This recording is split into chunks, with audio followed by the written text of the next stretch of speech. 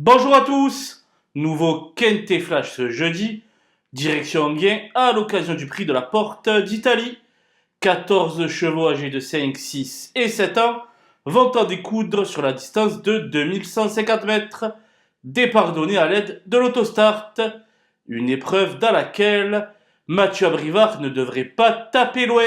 Et on voit ça tout de suite avec mon analyse.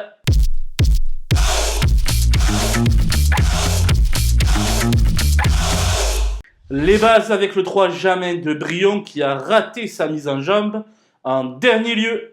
Disqualifié pour la première fois de sa carrière ce jour-là, ce sujet lauréat au niveau semi-classique doit être impérativement racheté. Le 8 Joconde Sibé vient elle aussi de subir les foudres des juges aux allures.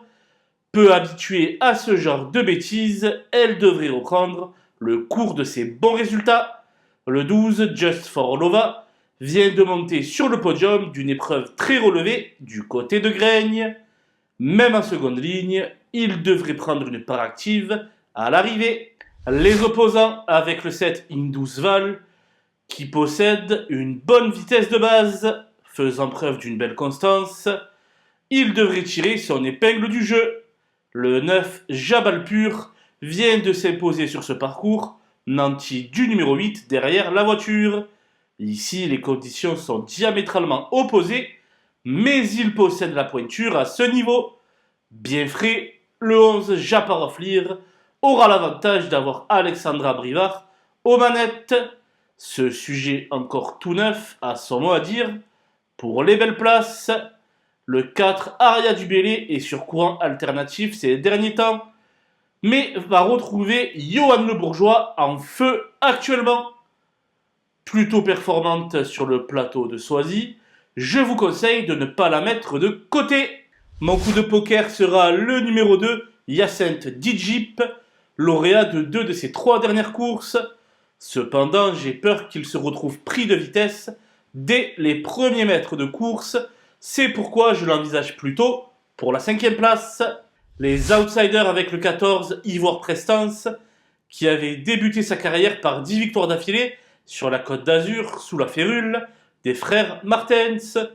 Depuis, sa carrière n'a pas décollé, mais il semble tout de même capable de se distinguer dans cette catégorie. Le 6, Arena Dream, n'a pas pris un centime en 4 essais cette année. Mais comme elle sera totalement déférée cette fois-ci, la méfiance sera de mise. Le 10, Joyce, évolue loin de son meilleur niveau ces derniers temps. Cependant, je pense qu'il faut glisser cette fille de Redicache dans un chat réduit. Le 5, Aubryon, n'a plus son lustre d'antan. Face à ses cadets, ses chances de disputer l'arrivée me paraissent bien minces. Je vais me contenter de regarder courir le 13 Jongleuse de Lune, ferré et qui n'a plus été vu en compétition depuis le 2 février. Quant à l'As Junon du Luard, elle sera à suivre sous la selle à l'avenir. Voilà, nous avons passé en revue les 14 partants de ce prix de la Porte d'Italie. Je vous laisse avec ma sélection et mes conseils de jeu. Bon jeu à tous!